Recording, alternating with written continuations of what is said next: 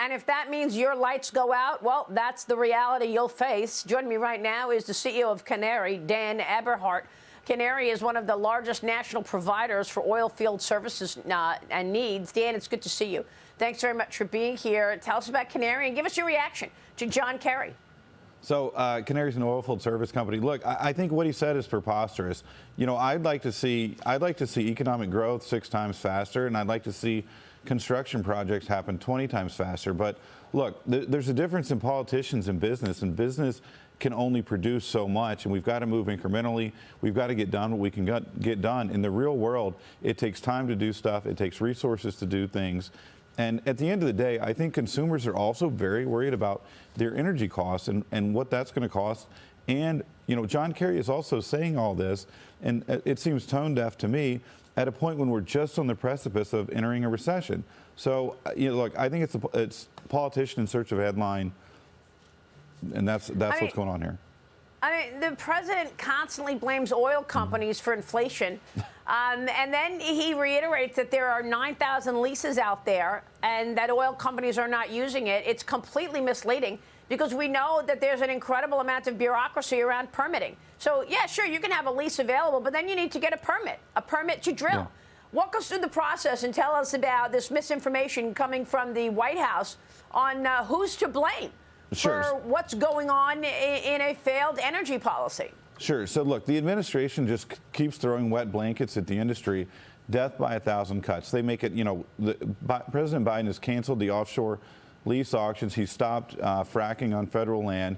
And the permitting process, which is really what's important, not the leases, the permits are coming out of the administration much slower than they were out of the Trump administration. Look, we've had a stronger economy, Maria, and the U.S. production is 10% lower. U.S. oil production is 10% lower than it was during the Trump administration, even with the higher oil price.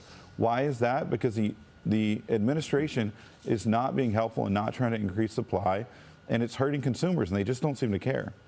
And now they want to come out with a windfall tax. Democrat senators are demanding that U.S. oil companies pay more taxes. They're proposing to repeal tax subsidies and any other incentives in the Close Big Oil Tax Loopholes Act. Meanwhile, House Democrats abruptly canceled a hearing. This hearing was scheduled for next week to probe the spread of climate disinformation on social media platforms. So the Democrats, they're in charge. They canceled the hearing.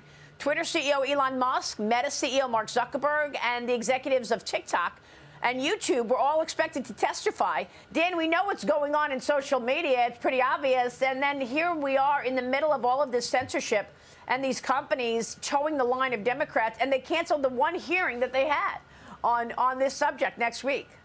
Yeah, look, I think what the Democrats are trying to do is they know that the mood is shifting, and they really want to focus on you know, hitting the oil companies where it hurts, and not on, you know, what's best for consumers and what's best for the economy.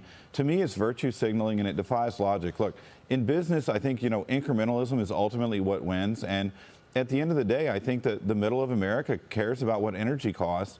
You know, look, energy costs is 40% of the cost of your Uber, 5% of the cost of what you buy on Amazon. All that ties back to oil, the price of plastic, et cetera, et cetera. And American families are hurting. Inflation is high. Look, the previous story was about how prices at Disney World are going up.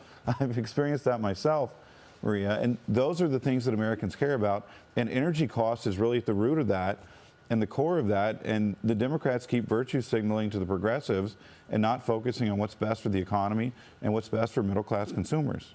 Yeah, and Joe Biden keeps sending all the business to China. Where do you think all of this climate change agenda products are made? In China. Yeah. Chinese companies have already dominated manufacturing of big portions of the economy, like renewables, solar, batteries. And now many people want to make sure that U.S. taxpayer money is not going to perpetuate China's dominance. And in fact, look what we learned this week from all of these spending packages. The Department of Energy is sending $200 million in grants to lithium battery company as a boon to American-made clean energy. But meanwhile, the company operates in China. And, you know, we're talking about this earlier. I wonder what you think about this. This company who is getting the $200 million, they claim that it's a Texas-based company, and yet all of their business is in China. I think it's absolutely ridiculous. And to me, politics should stop at the border. But the administration should and the federal government should really focus on, helping America and helping America's, national security position and helping American consumers. And when I hear things like that, it just makes me want to, pull hair that I don't have out.